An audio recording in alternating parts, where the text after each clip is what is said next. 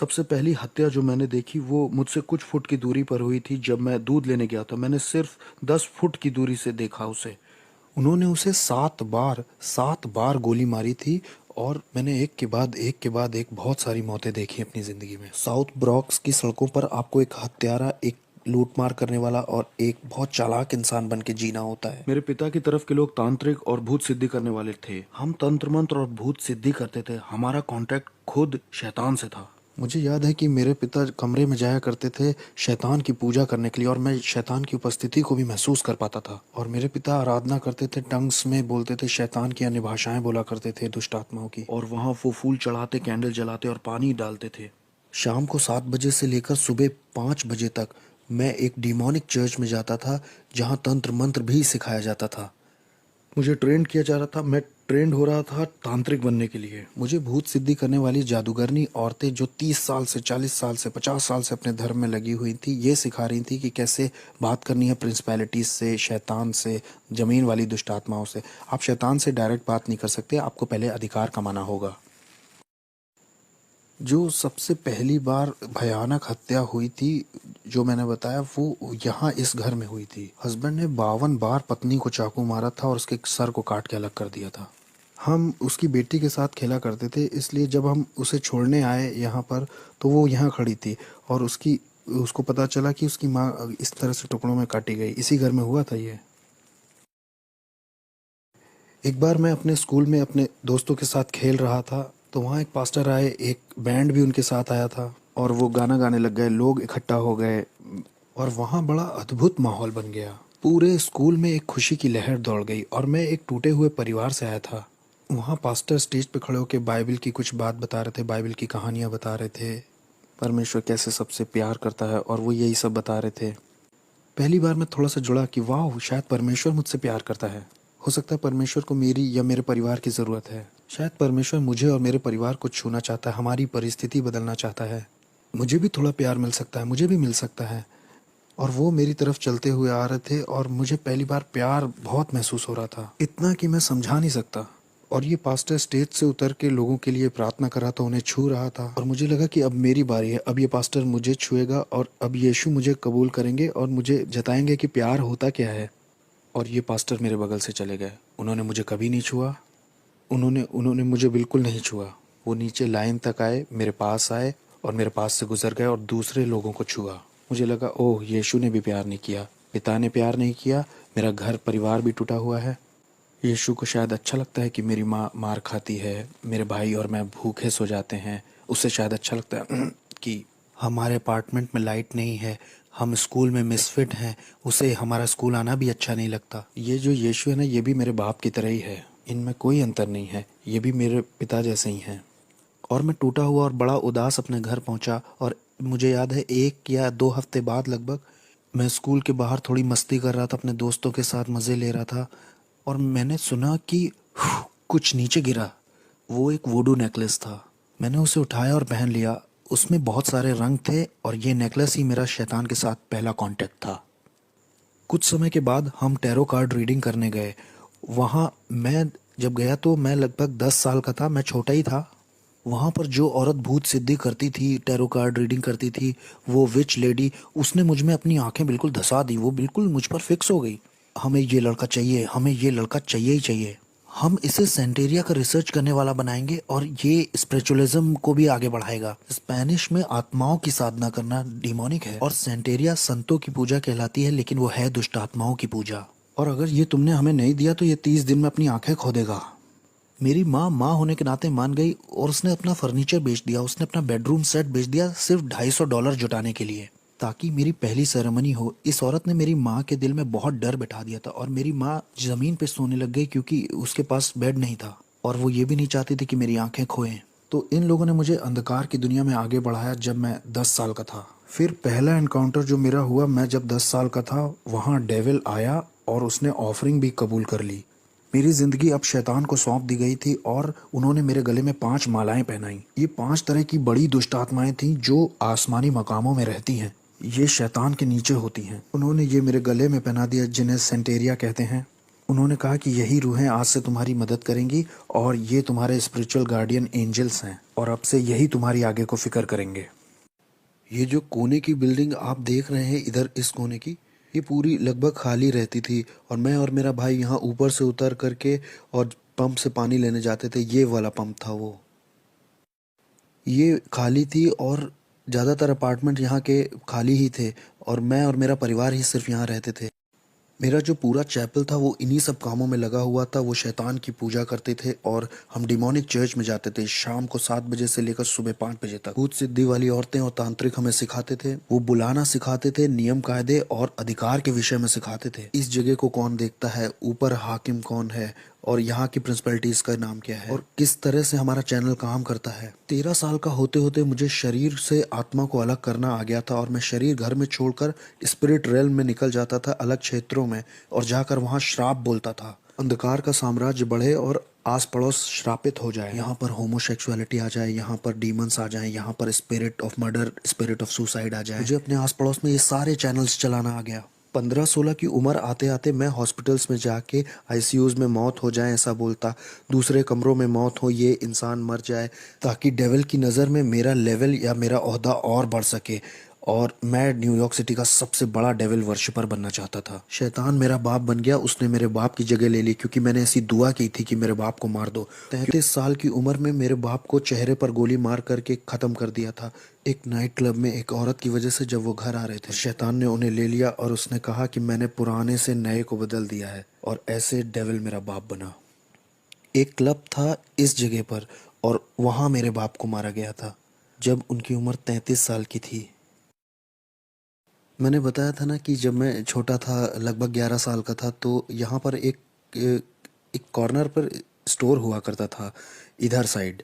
जब मैं दूध का गैलन लेने गया था मेरे सामने उस आदमी को मारा गया था।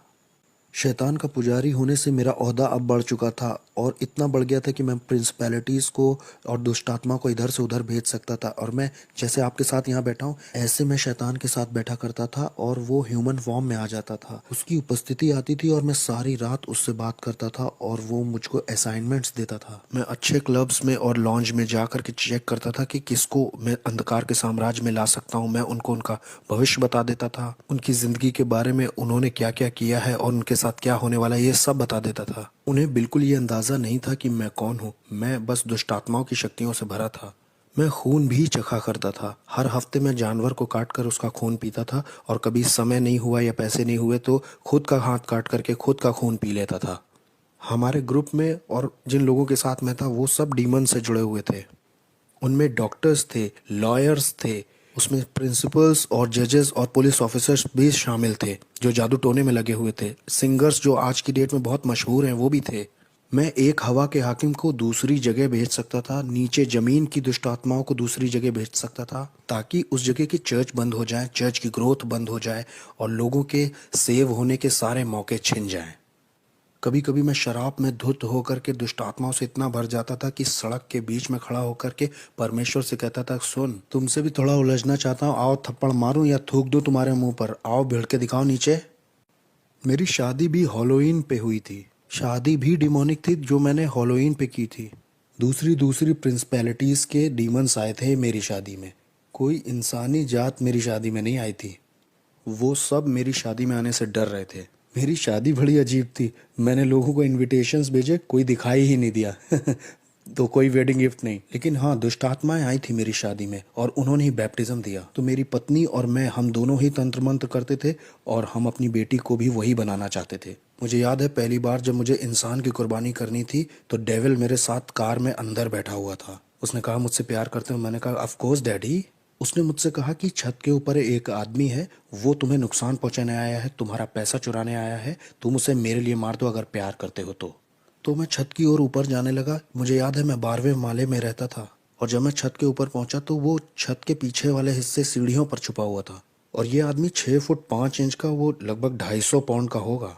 मैं डीमन पजेस्ड हो गया था और मेरे अंदर दुष्टात्मा गई, मैंने महसूस किया और अब मैं नहीं रह गया था।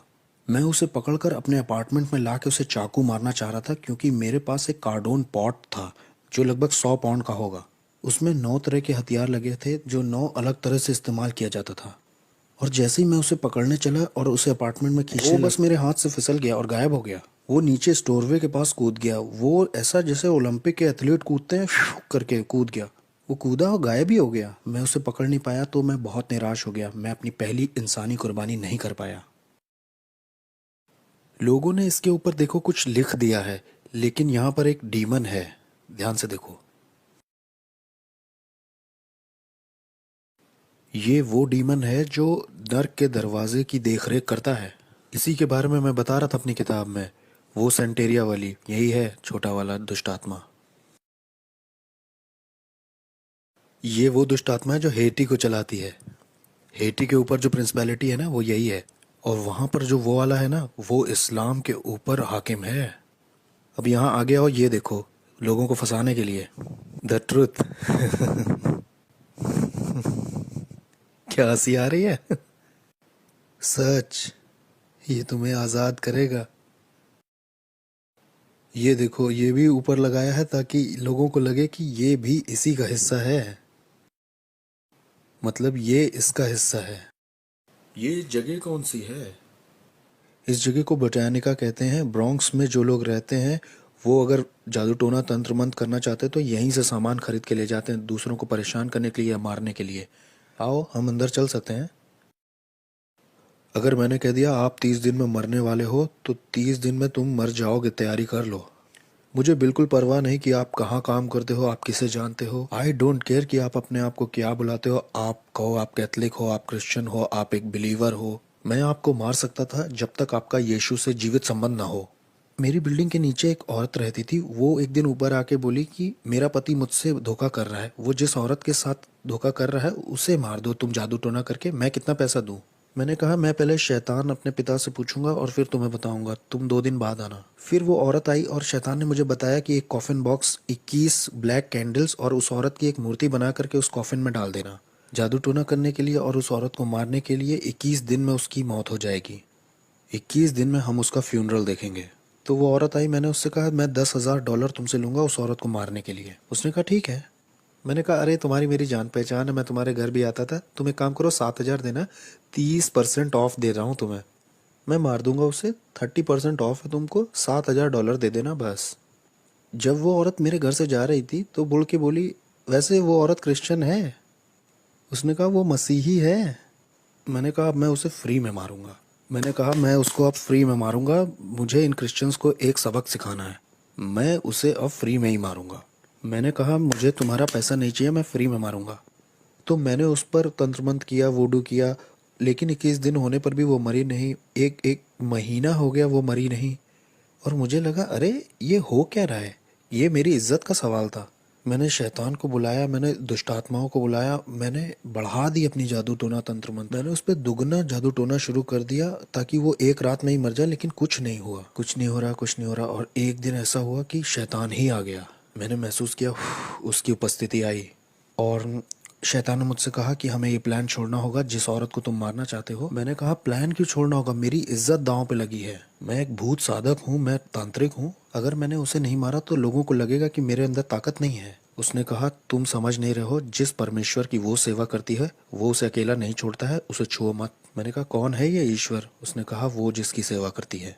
मैं बहुत गुस्से में था। मैंने कहा नहीं, 1 हफ्ता और लेते हैं, चलो मारते हैं। उसने कहा नहीं, जिसकी वो सेवा करती है वो उसे अकेला नहीं छोड़ता है। जिस तरह का जादू टोना मैंने उसके ऊपर किया था ना, उसे 21 दिन से कम में मर जाना चाहिए था। और भाई कैसे हो? ये ईजबेल है, इनके धर्म की ये ईजबेल है। देखो ये कैसे काम करता है।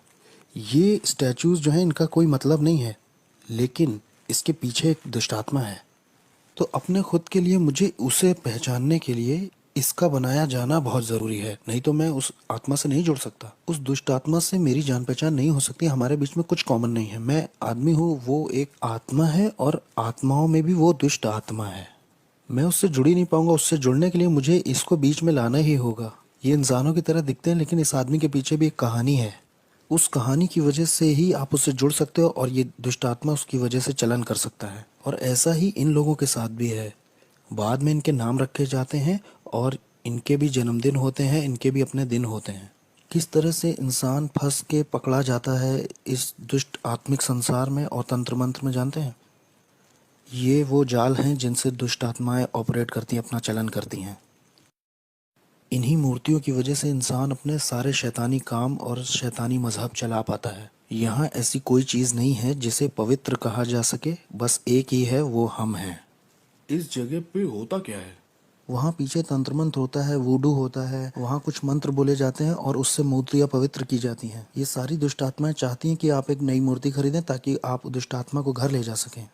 ये देखो, खास प्रार्थनाएं, ये आपको विश्वास दिलाना चाहते हैं कि आप परमेश्वर से प्रार्थना कर रहे हो। मैं भी यही किताब इस्तेमाल करता था, खास प्रार्थनाएं।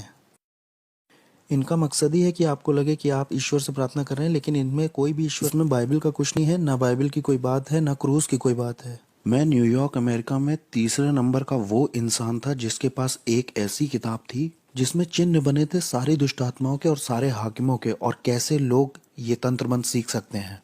और कोई इस तरह की किताब को नहीं रख सकता, या किसी के पास ऐसी किताब नहीं हो सकती जब तक डेविल उस पर खुद साइन ना कर दे। और मैं तीसरा वो इंसान था जिसके पास ये किताब थी, और मैं इस किताब के निशानों का इस्तेमाल करके जादू टोना करता था ताकि लोगों का दिमाग खराब हो जाए और वो बीमार पड़ जाए। जाने कैसे तंत्र मंत्र से मैं उन्हें बीमार करके लेप्रोसी, किसी को कैंसर दे देता था। मैंने लोगों के ऊपर ऐसा जादू टोना किया कि उनके साथ गर्भपात हो, उनके जीवन में अबॉर्शन आ जाए, लोग हॉस्पिटल जाएं, सर्जरी ही करवा, बिना सर्जरी के हॉस्पिटल में रहें। जादू टोने से मैंने लोगों को पागल भी किया है। मैंने जादू टोना करके लोगों के ऊपर दुष्ट आत्माएं भेजी, बाइपोला की, सिजोफ्रेनिया की, और भयानक बीमारी और सुसाइड की स्पिरिट। मैं रात भर बैठकर शैतान से घंटों बात किया करता था। जब क्रिश्चियंस यहाँ चर्च भी 1 घंटे के लिए नहीं जाते, बहुत से क्रिश्चियंस 1 घंटे दुआ भी नहीं करते। आत्मिक संसार ज़्यादा रियल है इस संसार से जो दिखता है, और हमने इसे महसूस किया था कि जो कुछ यीशु में ढका हुआ नहीं है उसे बहुत आसानी से टारगेट बना सकते हैं गिराने के लिए। जैसे नास्तिक लोगों को आराम से मार सकते हैं हम। यहोवा विटनेस वाले लोग आसानी से मारे जा सकते हैं, मोर्मोन्स भी आसानी से मारे जा सकते हैं, और ऐसे लोग भी जो कहते हैं शैतान होता ही नहीं है, वो भी बहुत आसानी से मारे जा सकते हैं, क्योंकि वो आत्मिक सहायता कभी मांगेंगे ही नहीं। मुझे याद है कि एक बार हमारे पड़ोस में निकी क्रूस का ग्रुप आया हुआ था। वो उसको ट्रूस बुलाते थे। वो चलते चलते वर्शिप करते हैं, फिर वचन का प्रचार करते हैं, फिर कहीं और निकल जाते हैं और वही करते हैं। और मैं इनके पीछे कुछ इस तरह से लगा कि इन्हें पीछे कर दूं, इन्हें कुचल दूं। और ये जवान बच्चे थे, कोई 18, कोई 19, कोई 20, कोई 16 ऐसे थे। और मैंने कहा कि ये मेरे पड़ोस में कैसे ये गंदे गाने, ये कूड़ा मेरे बगल में बजा सकते हैं, जिसे आज हम आराधना कहते हैं। ये गंदे गाने थे मेरे लिए। अब मैं इनके पीछे पड़ के इन्हें बर्बाद कर दूंगा। जब मैं वहाँ ऊपर गया तो जहाँ मतलब वो लोग थे, वहाँ एक आँख की दीवार थी जिससे मैं उन्हें छू नहीं पा रहा था और ना उसके पार जा पा रहा था। किसी चीज़ ने मुझे रोका। जितनी बार भी मैंने आत्मिक शक्तियों को बोला जाओ तो वो नहीं जा पाई, वो रुकती रहीं, और मैं कभी भी उन बच्चों को छू नहीं पाया।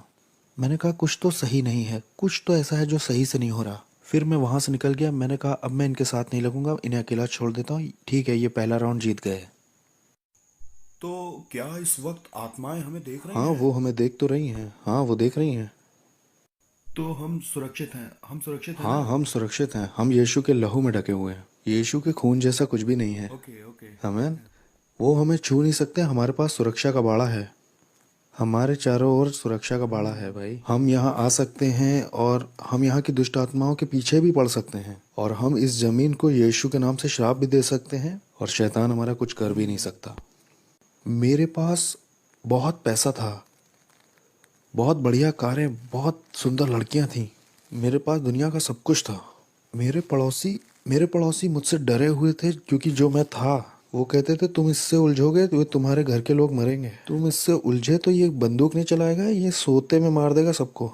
मेरे बाप शैतान ने मुझे बहुत बढ़िया चीज़ें दी थी, ऐसी ताकत दी थी कि लोग मुझसे डरते थे, जैसी मैं सोच भी नहीं सकता। यहाँ तक कि पुलिस भी मुझसे डरती थी, मेरे पड़ोस की सिक्योरिटी भी डरती थी। लोगों को ये मालूम था कि ये शैतान का बच्चा है, ऐसा कहते थे लोग। मैंने कई क्रिश्चियंस को घुटने पिला दिया, दुआ के लिए नहीं, क्योंकि उनमें ताकत ही नहीं थी। इसलिए नहीं कि आपका परमेश्वर ताकतवर नहीं था, मुझे गलत मत समझिए।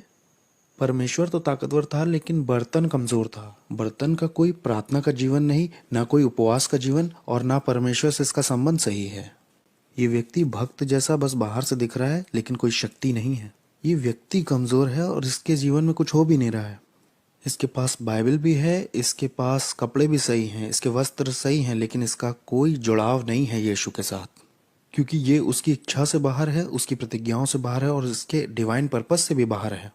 इसलिए मेरा उस पर अधिकार है, मैं उसको गुलाम की तरह बना लूंगा, मैं उसे तोड़ दूंगा, उसके साथ तंत्र मंत्र करूंगा, मैं करता जाऊंगा एक मसीही से दूसरे मसीह, एक चर्च दूसरा चर्च, कई सारे। मैं हर वो चीज गिराता जाता जो यीशु के क्रूस को दिखाती थी।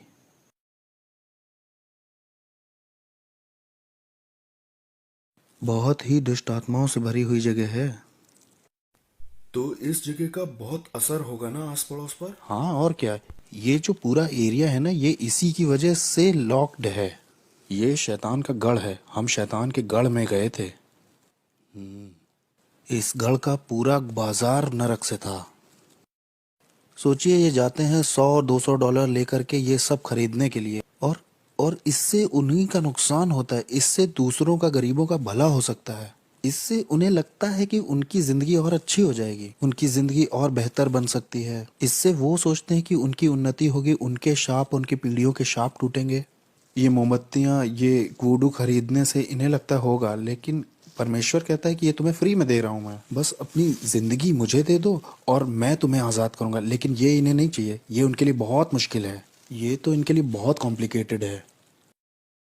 लोग इस तरह की जगह में आते हैं, $200 भी खराब करते हैं और जिंदगी सोचते हैं अच्छी हो जाएगी और बहुतायत से भर जाएगी।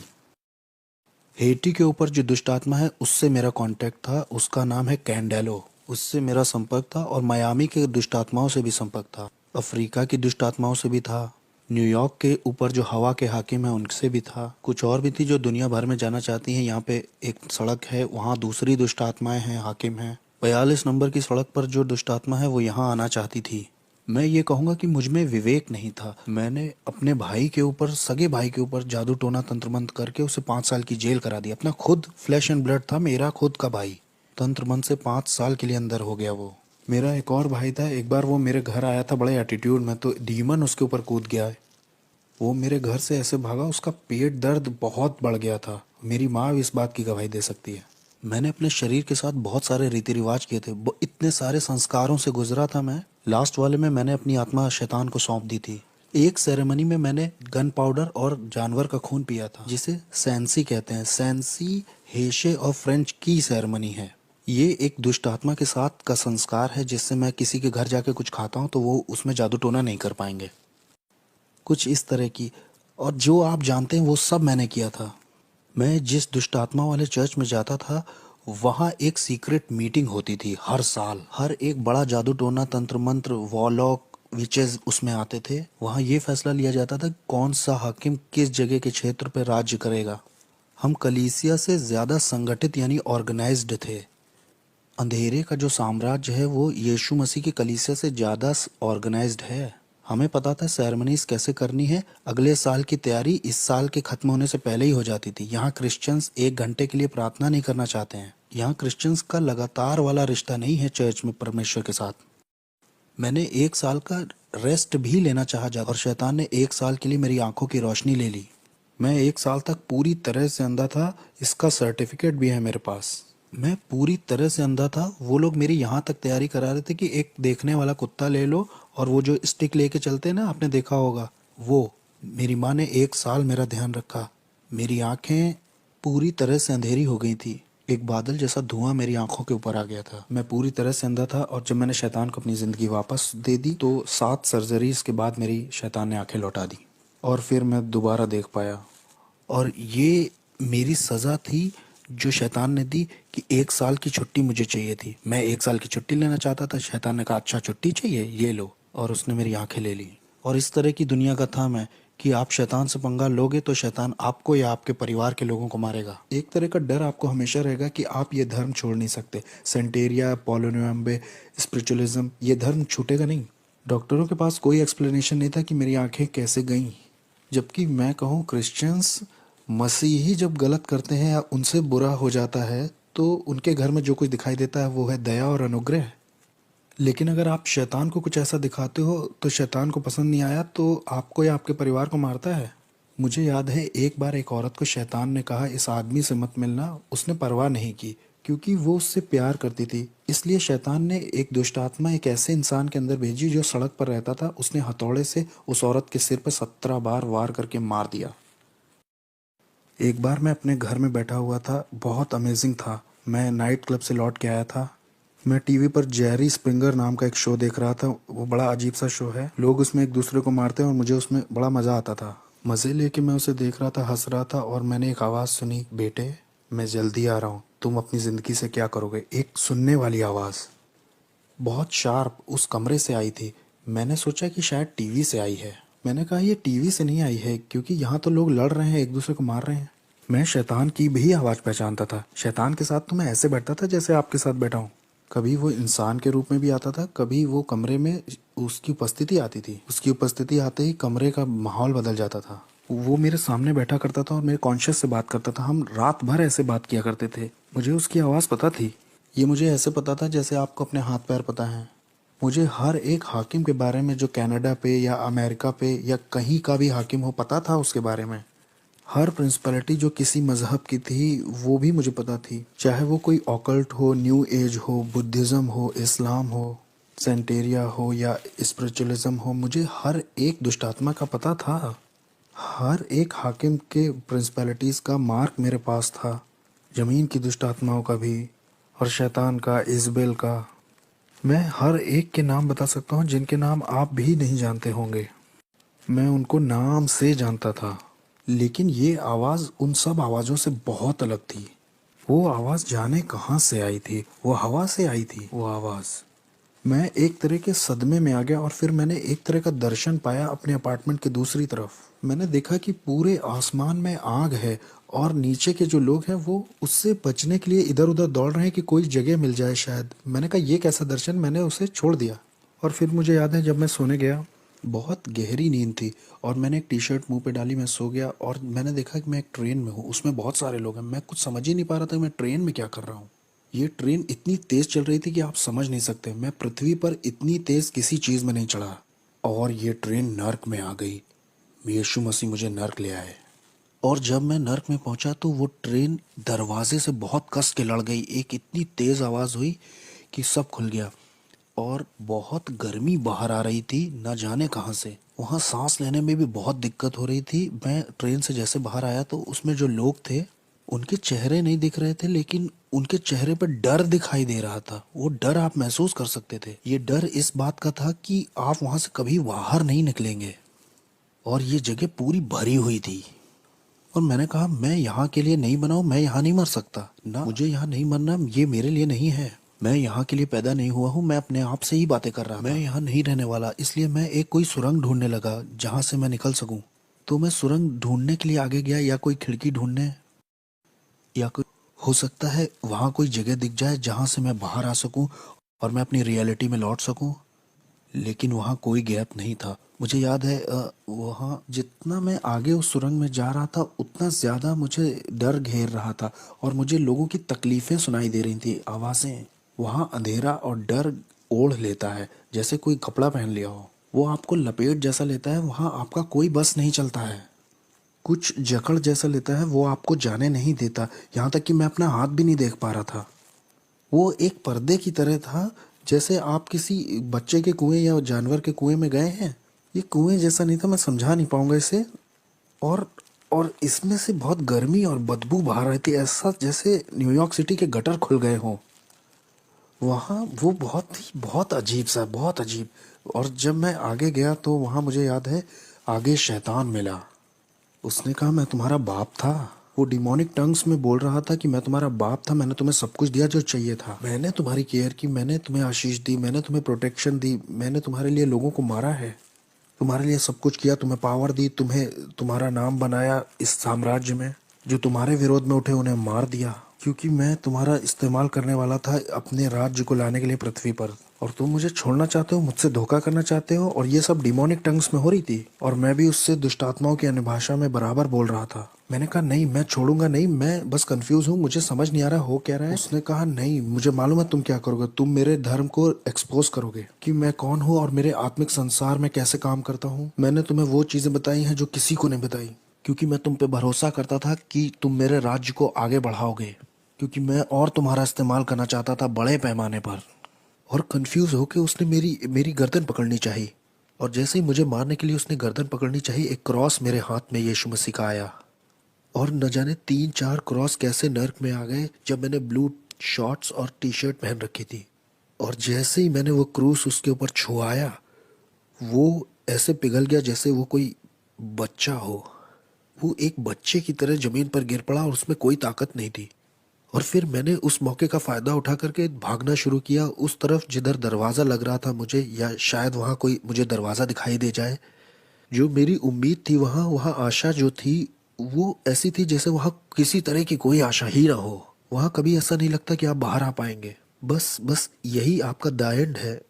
जिस डर ने उस वक्त मुझे पकड़ रखा था, वो डर मैं समझा नहीं पाऊंगा, ऐसा डर मुझे कभी नहीं लगा। मैंने उस तरह की निराशा कभी महसूस ही नहीं की थी। ये बिल्कुल स्वर्ग का ऑपोजिट था। वो खुशी और आनंद का ऑपोजिट था, शांति का ऑपोजिट था, जीवन और उजियाले का ऑपोजिट था। ये जगह तो अंधकार और तड़प की जगह थी। अगर अगर मैं यहाँ रहता हूँ तो मेरे परिवार मुझे कभी नहीं ढूंढ पाएगा कि मैं यहाँ हूँ। मेरी पत्नी, मेरी बेटी मुझे कैसे ढूंढ पाएंगे, कैसे देख पाएंगे अब। जब मैं उस सुरंग के और गहरे में जा रहा था, ये सोचते हुए कि वहाँ शायद कोई दरवाज़ा हो या किसी तरह की कोई दरार वहाँ हो, वहाँ शैतान फिर से दिखाई दिया और उसने कहा कि मैं तुम्हें मार दूंगा। अब समर्पण के समय में मैंने तुम्हारे शरीर पर कुछ दुष्ट आत्माओं की भाषा में निशान बनवाए थे जो मेरे कॉन्ट्रैक्ट हैं, इससे मैं तुम्हें मार दूंगा। उसने कहा, अरे बेवकूफ़, ये मेरे निशान है, ये इस बात के निशान है कि मैं तुम्हारा मालिक हूँ, मैं तुम्हारा मालिक हूँ, कोई और तुम्हारा मालिक नहीं है, मैं हूँ। या तो तुम मेरे लिए जियोगे या तो मरोगे। और फिर जैसे ही उसने अपने हाथ बढ़ाए मुझे दोबारा पकड़ने के लिए, मैंने तो सोचा मेरी कहानी ख़त्म। अब वो मुझे दूसरी बार पकड़ने आया है। क्रूस यीशु मसीह का बीच में आ गया, नर्क में।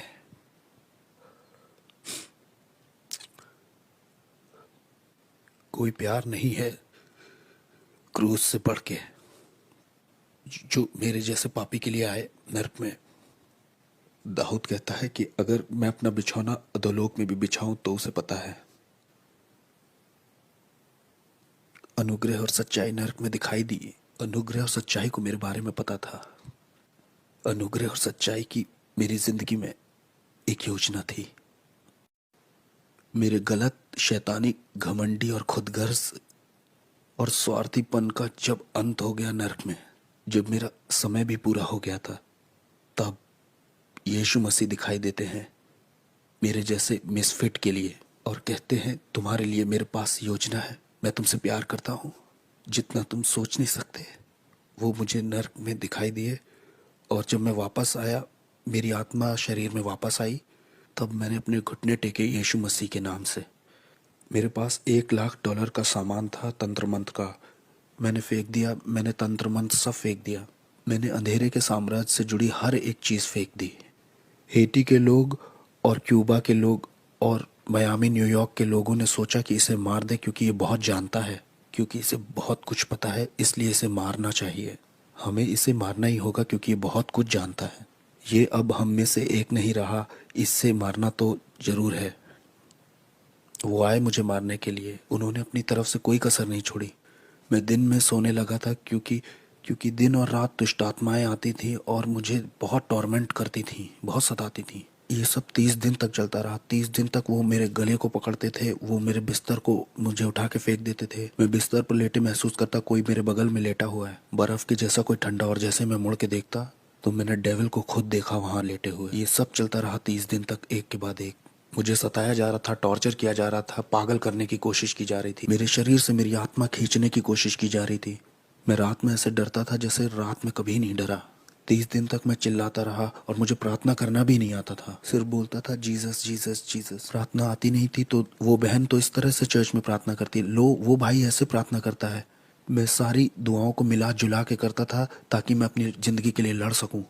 और एक दिन ऐसा हुआ कि मैं चर्च में आराधना कर रहा था और मेरे दिमाग में सवाल चल रहे थे कि क्यों तूने मेरे साथ ये सब होने दिया प्रभु। और उस दिन मैंने ये आवाज़ सुनी कि मैं देखना चाहता था कि तुम मुझसे कितना प्यार करते हो। और उसने कहा, मैं देखना चाहता था तुम कितना भरोसा करते हो मुझ पे। और उस दिन के बाद से शैतान कभी आगे को मेरे पीछे नहीं पड़ा। मैं यीशु के लिए एक इवेंजलिस्ट बन गया।